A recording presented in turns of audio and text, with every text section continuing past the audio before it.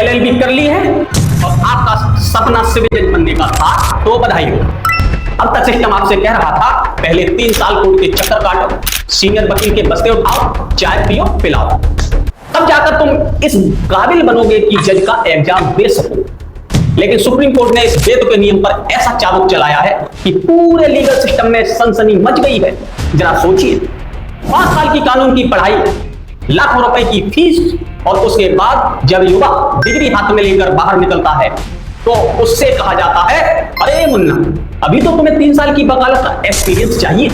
भाई, जब बच्चा सीधे यूपीएससी देकर 22 साल की उम्र में डीएम बन सकता है और पूरे जिले का प्रशासन चला सकता है, तो जज बनने के लिए 3 साल तक कचहरी के चक्कर काटना कौन सा रॉकेट साइंस था?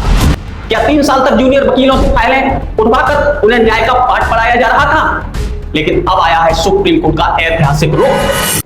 अदालत ने साफ कह दिया है कि जज बनने की दौड़ में शामिल होने के लिए 3 साल की अनिवार्य वकालत की शर्त को बदला जाएगा। अब 1 साल की ट्रेनिंग या क्लर्कशिप का नया फार्मूला तैयार किया गया है। यानी देश के लाखों देश लॉ ग्रेजुएट्स जो वकालत के नाम पर आर्थिक और मानसिक रूप से पिस रहे थे, उन्हें अदालत ने सीधी और बड़ी राहत दी है।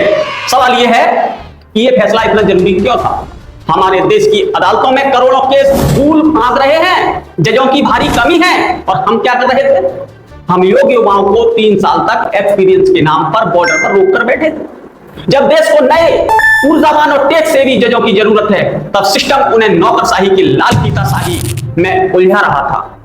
सुप्रीम कोर्ट का यह फैसला सिर्फ एक नियम का बदलाव नहीं, यह उन सभी नौजवानों के मुंह पर तमाचा है जो सिस्टम की ढर्रेबाजी को परंपरा मानते थे।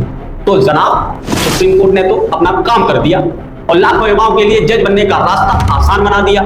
लेकिन अब गेंद आपके पाले में है। क्या आपको लगता है कि 3 साल का यह नियम वाकई सिर्फ समय की बर्बादी था, या इससे वकीलों को अनुभव मिलता था? आपकी क्या राय है? अपनी तीखी प्रतिक्रिया नीचे कमेंट सेक्शन में ठोकिए।